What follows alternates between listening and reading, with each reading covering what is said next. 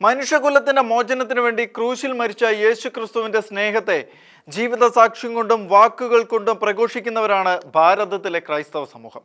നിർഭാഗ്യവശാൽ അവർ പലപ്പോഴും തെറ്റിദ്ധരിക്കപ്പെടുകയും അവർക്കെതിരെ ആസൂത്രിതമായി സംഘം ചേരുന്ന ചില സ്ഥാപിത താൽപ്പര്യക്കാരുടെ കായികവും നിയമപരവുമായ അതിക്രമങ്ങൾക്കിരയാകേണ്ടി വരുന്ന പ്രവണത ഭാരതത്തിൽ ക്രമാതീതമായി പെരുകുകയാണ്. ഇഷ്ടമുള്ള മതത്തിൽ വിശ്വസിക്കുവാനും വിശ്വസിക്കുന്ന മതത്തെ പ്രചരിപ്പിക്കുവാനുമുള്ള സ്വാതന്ത്ര്യം രാജ്യത്തിന്റെ ഭരണഘടന പൗരന്മാർക്ക് നൽകുന്നുണ്ട് എന്നതുപോലും പരിഗണിക്കാതെ ക്രൈസ്തവർക്കെതിരായ അക്രമങ്ങളും പീഡനങ്ങളും കൊലപാതകങ്ങളും വ്യവഹാരങ്ങളും വ്യാജ ആരോപണങ്ങളും തുടർക്കഥയായിക്കൊണ്ടിരിക്കുകയാണ്. അതിൻ്റെ ഒടുവിലത്തെ ഉദാഹരണമാണ് മിഷണറീസ് ഓഫ് ചാരിറ്റീസ് കന്യാസ്ത്രീകൾക്കെതിരായി എടുത്ത മനുഷ്യക്കടത്ത് കേസ് ആസൂത്രിതമായി കെട്ടിച്ചമച്ചതാണെന്ന് ഉറപ്പിക്കുന്ന വിധത്തിൽ കോടതി അവരെ കുറ്റവിമുക്തിയാക്കിയിരിക്കുന്നു എന്നത്. 2018 കേസിന് ആസ്പദമായ സംഭവമുണ്ടായത്. അന്ന് കുട്ടിക്കടത്തെന്ന് ആരോപിച്ചായിരുന്നു മിഷണറീസ് ഓഫ് ചാരിറ്റിയിലെ ഒരു വൃദ്ധ കന്യാസ്ത്രീയായ സിസ്റ്റർ കോൺസിലിയെയും 2 സഹായികളെയും റാഞ്ചി ജില്ലയിലെ ചൈൽഡ് വെൽഫെയർ കമ്മിറ്റി ചെയർവുമൺ രൂപ വർമ്മയുടെ ആരോപണത്തിൽ അറസ്റ്റ് ചെയ്തത്. 14 ദിവസം പ്രായമുള്ള ഒരു കുഞ്ഞിനെ ഒരു ദമ്പതികൾക്ക് വിറ്റുവെന്നായിരുന്നു അവരുടെ ആരോപണം. മദർ തെരേസ സ്ഥാപിച്ച മിഷണറീസ് ഓഫ് ചാരിറ്റി എന്ന സംഘടനയ്ക്കെതിരായ കുട്ടികളെ കടത്തൽ എന്ന വാർത്ത ലോകമെമ്പാടും വാർത്തകളിൽ ഇടം നേടി.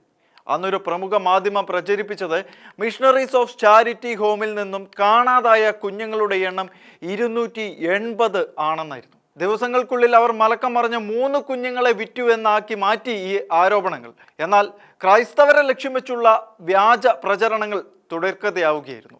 അങ്ങനെ മദർ തെരേസ സ്ഥാപിച്ച മിഷണറീസ് ഓഫ് ചാരിറ്റി എന്ന സംഘടനയ്ക്കെതിരായ വാർത്ത ലോകമെമ്പാടും പരന്നു. അങ്ങനെ നിയമപരമായും അല്ലാതെയും നീണ്ട 8 വർഷങ്ങളിലെ ദുരിതപർവങ്ങളുടെയും സഹനങ്ങളുടെയും നടുവിലാണ് കോടതി നിരപരാധിയായ കന്യാസ്ത്രീയെ വെറുതെ വിട്ടു എന്നുള്ള വാർത്ത ഇപ്പോൾ പുറത്തു വന്നിരിക്കുന്നത്. എന്നാൽ ആ വാർത്ത മിക്കവാറും മാധ്യമങ്ങൾ തമസ്കരിക്കുകയാണ് ചെയ്തത്. ഭാരതത്തിൽ ക്രൈസ്തവർക്കെതിരെ രജിസ്റ്റർ ചെയ്യപ്പെടുന്ന മതപരിവർത്തന കേസുകളിൽ ഗണ്യമായ ഒരു പങ്ക് കെട്ടിച്ചമച്ചതോ കൃത്യമായ തെളിവുകളില്ലാത്തതോ ആണ് എന്ന് സുപ്രീം കോടതിയും വിവിധ ഹൈക്കോടതികളും നിരവധി ഉത്തരവുകളിലൂടെ മുൻപ് തന്നെ വ്യക്തമാക്കിയിട്ടുള്ളതാണ്. രാജ്യത്തെ വിവിധ സംസ്ഥാനങ്ങളിലുള്ള മത തീവ്ര നിലപാടുകളുള്ള സർക്കാരുകൾ ഉണ്ടാക്കിയ കർശനമായ മതപരിവർത്തന വിരുദ്ധ നിയമങ്ങൾ ദുരുപയോഗം ചെയ്താണ് ഇത്തരം വ്യാജ കേസുകൾ കെട്ടിച്ചമയ്ക്കുന്നത് എന്ന് ക്രൈസ്തവ സംഘടനകളും നിയമ വിദഗ്ധരും വ്യക്തമാക്കിയിട്ടുണ്ട്. രാജ്യത്ത് നല്ല രീതിയിൽ പ്രാർത്ഥനായോഗങ്ങൾ നടത്തുന്ന നിരപരാധികളെ ഉപദ്രവിക്കാനുള്ള ഒരു ആയുധമാക്കി ക്രിമിനൽ നിയമ സംവിധാനത്തെ മാറ്റരുത് എന്ന് ഉത്തർപ്രദേശിലെ കൂട്ട മതപരിവർത്തന കേസുകൾ റദ്ദാക്കിക്കൊണ്ട് സുപ്രീം കോടതി വ്യക്തമാക്കിയിരുന്നു. 2025 ഒക്ടോബറിൽ സാം ഹിഗിൻബോട്ടം സർവകലാശാലയിൽ ഉദ്യോഗസ്ഥരും ഡോക്ടർമാരും ഉൾപ്പെടെ 90-ലധികം ക്രൈസ്തവർക്കെതിരെ എടുത്ത വ്യാജ കേസുകൾ സുപ്രീം കോടതി റദ്ദാക്കിയിരുന്നു. മതപരിവർത്തന വിരുദ്ധ നിയമപ്രകാരം ഇരയായ വ്യക്തിയോ കുടുംബമോ പരാതി നൽകണമെന്നാണ് വ്യവസ്ഥയെങ്കിലും ഭൂരിഭാഗം കേസുകളിലും സംഘപരിവാർ അനുകൂല സംഘടനകളിലെ 3ാം കക്ഷികൾ പോലീസിൽ പരാതി നൽകുന്നതാണ് തുടർക്കഥയായി മുന്നോട്ട് പോകുന്നത്. ക്രൈസ്തവ പുരോഹിതന്മാരും പാസ്റ്റർമാരും പ്രാർത്ഥിച്ചു, ഭക്ഷണം കൊടുത്തു, പ്രസംഗിച്ചു, ബൈബിൾ കൊടുത്തു, വിതരണം ചെയ്തു എന്നൊക്കെ ചിലർ ആരോപിക്കുമ്പോൾ തന്നെ കേസിന്റെ മെറിറ്റ് പരിശോധിക്കാതെ അവർക്കെതിരെ മതപരിവർത്തന നിയമം ചുമത്തി നടപടിയെടുക്കുന്ന പ്രവണത ശക്തമായി തുടരുകയാണ്. ഉത്തർപ്രദേശ്, ഛത്തീസ്ഗഡ്, മധ്യപ്രദേശ്, രാജസ്ഥാൻ എന്നീ സംസ്ഥാനങ്ങളിലാണ് ഇത്തരം നിയമങ്ങൾ പരമാവധി ദുരുപയോഗം ചെയ്യപ്പെടുന്നത്. രാജ്യത്തെ 12-ലധികം സംസ്ഥാനങ്ങളിൽ മതപരിവർത്തന വിരുദ്ധ നിയമങ്ങളുണ്ട്. ഈ നിയമങ്ങളുടെ ഭരണഘടനാ സാധ്യതയും അവ ന്യൂനപക്ഷങ്ങൾക്കെതിരെ ദുരുപയോഗം ചെയ്യപ്പെടുന്നതുമായി ബന്ധപ്പെട്ട ഹർജികൾ സുപ്രീം കോടതിയുടെ സജീവമായ പരിഗണനയിലാണ്. 2025 ജനുവരി മുതൽ ജൂലൈ വരെ ഇന്ത്യയിൽ ക്രിസ്ത്യാനികൾക്കെതിരെ നടന്നത് 334 ആക്രമണങ്ങളാണ്. ഇതിൽ പകുതിയിലധികവും യുപിയിലും ഛത്തീസ്ഗഡിലുമാണ് നടന്നത്.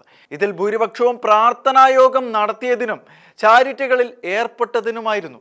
ഏതായാലും അധികാരത്തിൻ്റെയും ഭൂരിപക്ഷ മേൽക്കോയ്മയുടെയും പേരിൽ സഹനത്തിൻ്റെ പ്രതീകങ്ങളായ ക്രൈസ്തവർക്കെതിരെ ആയുധം കൊണ്ടും ആൾബലം കൊണ്ടും നിയമം കൊണ്ടും ചിലർ നടത്തുന്ന നീക്കങ്ങൾക്ക് അറുതി വരുത്തക്ക വിധത്തിൽ സുപ്രീം കോടതി മതപരിവർത്തന നിയമങ്ങളെക്കുറിച്ചുള്ള പരാതികൾ സുപ്രീം കോടതി പരിഗണിച്ചു കൊണ്ടിരിക്കുകയാണ് എന്നാണ് റിപ്പോർട്ടുകൾ.